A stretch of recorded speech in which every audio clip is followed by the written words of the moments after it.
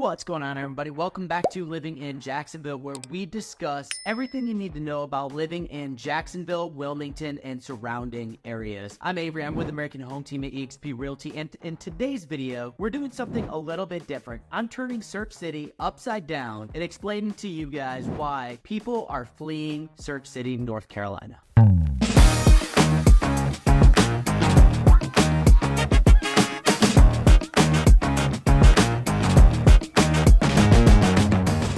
All right, so first things first, Surf City had exponential growth over the last several years. And with increasing popularity comes increasing costs of housing. And so a lot of people are finding it increasingly difficult to afford the properties that they are moving to, or just maintaining the properties that they are currently living at. In the last 5 years, January of 2019, the median sales price in Surf City, and I also did Hampstead and Holly Ridge because of certain address overlaps and that kind of thing, but the median sales price was $229,000. Fast forward to August of 2024, and the median sales price is $465,000. So as you can imagine, throughout the years, as those tax assessments go up on the property owners, so do their taxes. And when you have appreciating real estate and appreciating taxes, that is a recipe for some financial strain in a lot of senses. With that said, we also have the battle of the increasing flood insurance here in North Carolina. In this area, I believe it was somewhere along the lines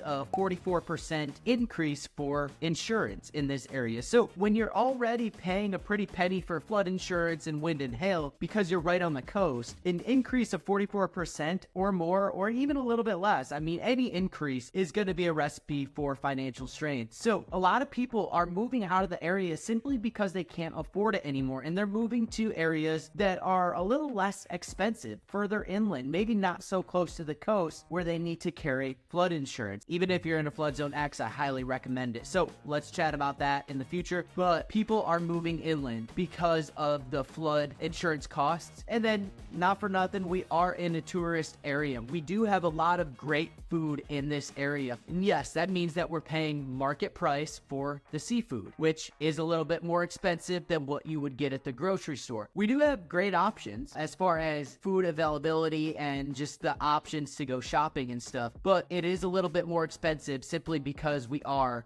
a tourist area. All right, and number two is the coastal erosion. Along the coast of North Carolina, it is slowly receding simply because of the vulnerability to hurricanes, tropical storms, and other weather patterns that just erode our shorelines. You can definitely see this a little further up the road in North Topsail Beach. There are literally rows of houses that have been wiped out because the erosion on the shoreline. And so every time a tropical storm or a hurricane comes in, those people that are the most vulnerable, like right on the beach, yeah, they have to deal with some damages. They have to deal with insurance costs and rebuilding of the property. We also have a decreasing supply of beachfront housing. And when you're looking for property on the beach, you'll hear a couple different terms thrown around. One is conforming and the other is non-conforming. And basically what that means is if there's a storm that comes in and erodes your shoreline or destroys your property more than 50%, can you rebuild it based on the current survey of your property? How much beachfront you have? How much seagrass and natural vegetation do you have compared to what you used to have? And then also, if you needed to reset your house and lay a new foundation, do you have enough space from your house to the road to be able to kind of push it back a little bit toward the road so that you do have,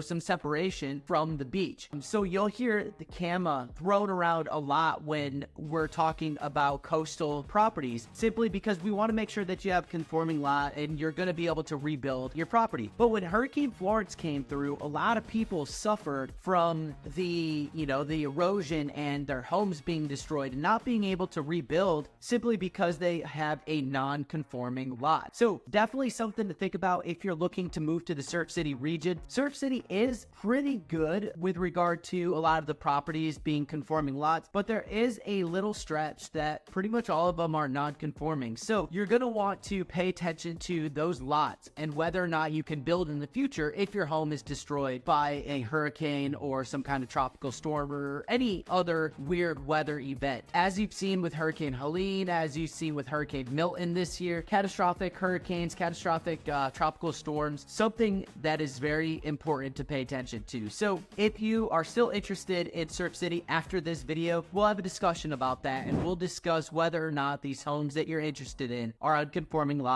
and whether or not you can rebuild. All right, and reason number 3 is the tourism overload. Yeah, June, July, August, we get inundated with tourists. A lot of these tourists are also looking in the area, they're vacationing in the area so that maybe someday they can move here, right? So there's a little bit of competition there. But with regard to the tourism, yeah, the highways here get crowded, right? Traffic becomes super busy in the summer months and the vacation season. So something you're going to want to think about as you decide to move here or not is whether or not you can tolerate the lack of infrastructure in terms of our roads and how overcrowded they can get. Highway 210 and Highway 50 get backed up pretty far, and it can take about 20 minutes just to get from Highway 17 down to the bridge in Surf City, and that doesn't even include getting off the bridge in Surf City. So a lot of locals get really irritated about the tourism and how crowded it gets during that tourism season, and not being able to go to your favorite restaurants and dining set areas because how busy it is with tourists. It does get quite annoying when your 15-minute wait at a restaurant turns into an hour and 30, or 2-hour wait and you have to figure out somewhere else to go, or maybe you just pick up some burgers and grill at home. That is a reality of the summer. And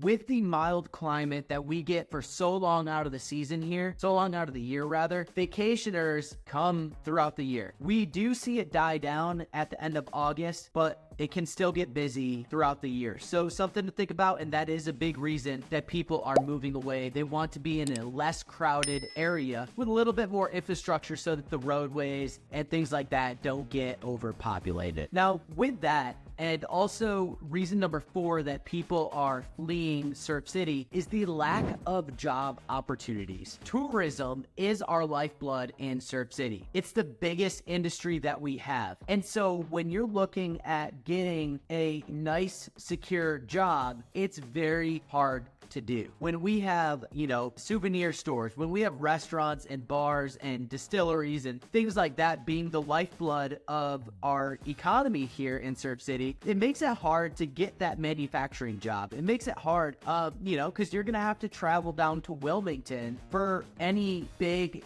corporate job that you're looking for. With the exception of a few, there are a few local businesses that you can get plenty of good jobs, but there's a lot of people moving here, right? And with that population growth, it's also very competitive. And I know a lot of my clients that move here, they complain about not being able to get a job, or maybe their job is 30 minutes away in either Jacksonville or Wilmington. And yeah, that's a reality. Unless you run a service-based business like I do, or, maybe you're a waitress or a bar manager or something to that effect, it is very difficult to find gainful employment around here without having to drive 30 minutes or so. All right, number 5 is the lack of amenities and services in the area. And I don't mean amenities as in like things to do. There's a lot going on, but I mean medical services. There's a lack of infrastructure. There's not many schools around the area, and all of the grocery stores are a bit smaller grocery stores. So if you're used to living in an area with, you can walk out your front door and be at a grocery store, or, you drive 10 minutes away and you had everything you need like a mall, that is not Surf City. Our big box stores are about 30 minutes away, whether it's Jacksonville or Wilmington, 30 minutes on each side. But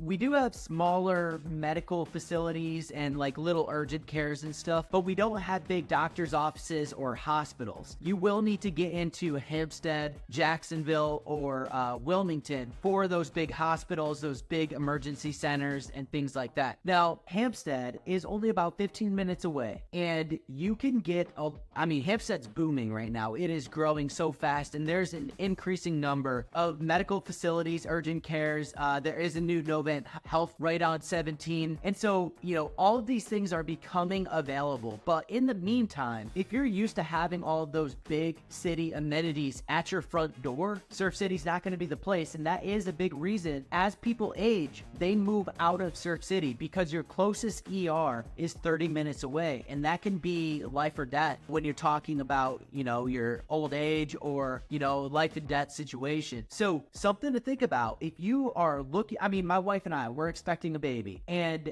our nearest delivery center is 30 minutes away. So that's something that we had to consider when we moved here, is that in order to go give birth, we need to go on a 30-minute car ride, potentially in the middle of birth. So something to think about. If you're used to the big city amenities at your front door, Surf City's not going to be the place for you. Now, sort of contradicting that, and reason number 6 people are fleeing is the overdevelopment and the lack or the loss of charm in Surf City. Now, what do I mean? There are some areas that are being built up on right now in Surf City, big neighborhoods, commercial development, things like that, that make it from what used to be a small fishing town to now it's this giant tourist vacation hub like a Myrtle Beach. And one of the things that a lot of people have pride in is the fact that we are not a big city, nor do we want to be a big city. But anytime that politicians are involved, anytime there's money involved, right, there's going to be development. And obviously, to move things forward and to grow as an economy and a community, we need development and we need more places to put people, aka